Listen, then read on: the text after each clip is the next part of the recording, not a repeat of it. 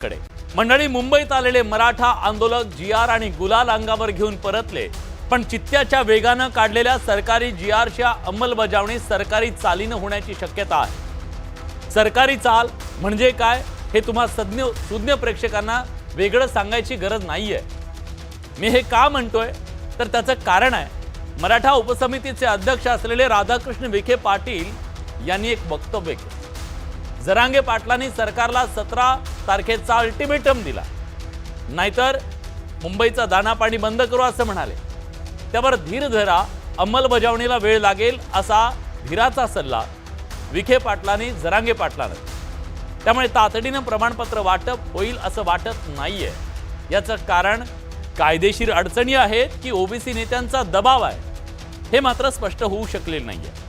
कारण सरकारमधील ओबीसी नेत्यांनी अतिशय आक्रमक भूमिका घेतली, आपली नाराजी व्यक्त केली। भुजबळांनी थेट आरोप केलाय की सरकारनं काढलेला जी.आर. हा आंदोलकांच्या दबावातून काढला गेला। सरकारनं ओबीसी समाजाची जी समिती निर्माण केली त्याबद्दल देखील कुठली चर्चा केली नाही। जी.आर. काढण्यापूर्वी हरकती सूचना घेणं अपेक्षित होतं, तेही केलं नाही। या सगळ्या आरोपांच्या फैरी झाडत भुजबळांनी नाराजीचा बॉम्ब टाकला। ओबीसी नेत्यांनीही सरकारवर एक प्रकारे दबाव वाढवायला सुरुवात केलेली आहे। हे दबावाचं राजकारण आहे, त्यामुळे सरकार राजकीय आणि सामाजिक कोंडीत सापडलंय हे चित्र सध्या दिसतंय। दोन्ही समाजाचं समाधान करण्याची तारेवरची कसरत सरकारला करावी लागणार आहे। आज मंत्रिमंडळाची बैठक झाली, त्यानंतर मराठा उपसमितीची बैठक झाली, तिकडे ओबीसी नेत्यांनीही मंथन केलं।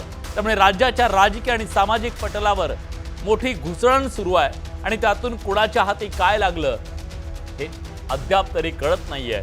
सस्पेन्स कायम आहे। मराठ्यांसाठी जी.आर. ओबीसींचा एल्गार। जरांगे जी.आर.च्या अंमलबजावणीवर ठाम। भुजबळांचे मुख्यमंत्र्यांना पत्रातून सवाल। ओबीसी महासंघाचीही फडणवीसांशी चर्चा। मराठा समाजाच्या ओबीसी आरक्षणाकरता सरकारनं जी.आर. काढला आणि आरक्षणाची ग्वाही देत जरांगेंच्या आंदोलनावर तोडगा काढला। पण सरकारच्या या जी.आर. वरून आता ओबीसींमध्ये नाराजी असल्याचं पाहायला मिळतंय। मराठा समाजासाठी काढलेल्या या जी.आर. विरोधात छगन भुजबळांनी उघड भूमिका घेतली आणि मंगळवारी मुख्यमंत्र्यांना एक पत्र दिलं, ज्यातून हा जी.आर. दबावात काढल्याचं तसंच विश्वासात न घेतल्याचे गंभीर आरोप केले। जी.आर. मागे घ्या किंवा त्यात बदल करा अशी मागणीही समता परिषदेच्या माध्यमातून मुख्यमंत्र्यांना दिलेल्या पत्रातून भुजबळांनी केली आहे।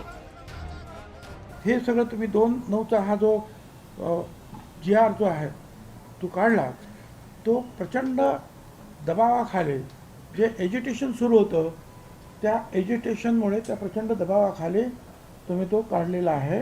आणि मग ओबीसीची एक कमिटी जी निर्माण झाली त्याच्याशी सुद्धा काही चर्चा काय झालेली नाही आणि त्याचे जे सजेशन आणि ऑब्जेक्शन मागवायला पाहिजे ते सुद्धा तुम्ही काही मागवलेले नाहीत। मराठा आरक्षण उपसमितीचे प्रमुख असलेल्या राधाकृष्ण विखे पाटलांनी मात्र भुजबळांचे हे आरोप फेटाळून लावले। मला वाटतं असं कुठलाही दबाव शासनावर नव्हता। अतिशय विचारांती आमच्या उपसमितीने 3-4 बैठका घेऊन याचा विनिमय केल्यानंतरच आपण तो निर्णय केला आहे। म्हणून मागे मी काही दिवसापूर्वी मी माननीय भुजबळसाहेब आमचे ज्येष्ठ नेते आहेत त्यांना मी विनंती केली आहे की एकदा आपण त्या संदर्भात एकदा मी त्यांच्याकडे जाऊन बसणार आहे, चर्चा करणार आहे की याच्यात वास्तव काय आहे। बऱ्याच वेळा IQ माहितीवरही काही मतं तयार होतात, परंतु आम्हाला वाटतं की आमच्या समितीला असं वाटतं की निश्चितपणे आम्ही त्यांचा गैरसमज दूर करू शकतो।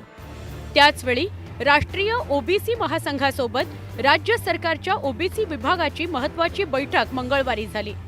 मंत्री अतुल सावे यांनी बोलावलेल्या या बैठकीत डॉक्टर बबनराव तायवाडे, परिणय फुकेंसह पदाधिकारी उपस्थित होते। मराठा समाजाकरता काढलेल्या या जी.आर.मुळे ओबीसी नेत्यांच्या नाराजीवर या बैठकीत चर्चा झाली।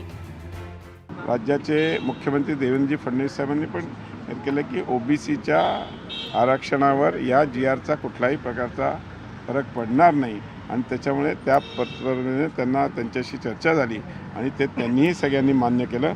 तायवाडे साहेब पण मान्य करतील आमच्याबरोबर प्रणिव फुके साहेब होते, त्यांनी चांगला ह्याच्यामधला अभ्यास केला होता GRचा. त्यांनी त्या GRचा उल्लेख पूर्णपणे केलेला आहे आणि मला नक्कीच खात्री आहे की आज जे सर्व OBC संघटनेचे महाराष्ट्रावरचे सगळे जे नेते आले होते त्यांना आम्ही त्यांचे सगळे प्रश्न मार्गी लावू शकलो. ओबीसी नेत्यांकडून मराठा आरक्षण GR रद्द करण्याची मागणी केली जात असतानाच तिकडे मनोज जरांगेंनी सरकारवर अंमलबजावणी करता दबाव वाढवलाय असं बघायला मिळतंय. जरांगेंच्या या मागणीनंतर विखेंनीही अंमलबजावणी करण्यास काही कालावधी लागणार आहे असं सांगत जरांगेंना सबुरीचा सल्ला दिला. हैदराबाद गॅझेटियरच्या नोंदीच्या आधारे प्रमाणपत्र द्यायला सुरुवात करा. 17 सप्टेंबरच्या आत ही प्रक्रिया सुरू व्हायला पाहिजे, ही माझी सरकारला विनंती. आणि याच्यात सरकारनं कुठलाही बदल करू नये. जरांगे पाटलांना आपल्या माध्यमातून एवढीच मला विनंती आणि आवाहन करायचं आहे. आता एक उपसमिती स्थापन झाली, त्याच्यावर चर्चा झाली, आपल्या झालेल्या निर्णयामध्ये गॅझेटरचे GR निघालेत. आता अंमलबजावणी प्रक्रियेमध्ये जी काही व्यवस्था जिल्हा पातळीवर विभागीय पातळीवर जी करावं लागते तर त्याला जो काही कालावधी लागणार तो थोडा लागतो आहे. पण तरी आमचा प्रयत्न आहे की अधिक त्याला गती देऊन एक कालबद्ध पद्धतीने या सगळ्या याची अंमलबजावणी व्हावी असा आमचा प्रयत्न आहे.